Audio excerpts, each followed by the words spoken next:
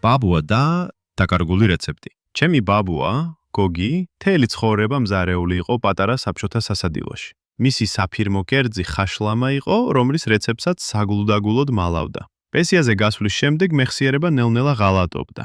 ერთ დღეს კი რეცეპტების რეული, სადაც მთელი მისი ცხოვრების ნაშრომი ეწერა, უკვალოდ გაქრა. მთელი ოჯახი ვეძებით, მაგრამ ამაოდ. ბაბუა დრითი დღეს ევდიანდებოდა თითქოს ცხოვრების თავარი ნაწილი დაკარგა.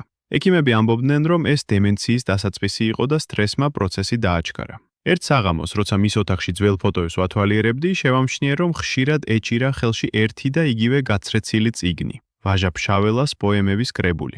უცნაური იყო, ბაბუას კითხვა არასდროს უყვარდა. წიგნი გადმოვირე და ფუცლა დავიწყე.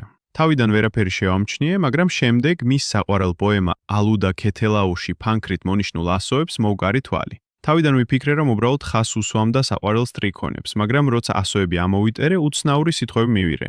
ხორცი, 3 საათი, ღვინო, გავოცდი. გადავშალე სხვა პოემა და იგივე განმეორდა.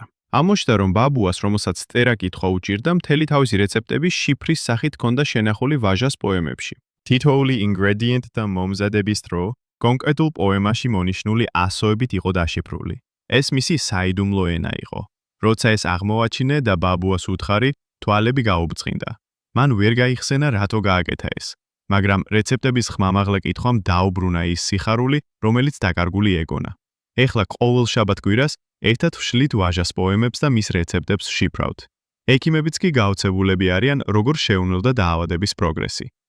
თურმე ბაბუას გონებას არა წამლები, არამედ საკუთარი გამჭრია ხობის ხელახლა აღმოჩენა კურნავდა.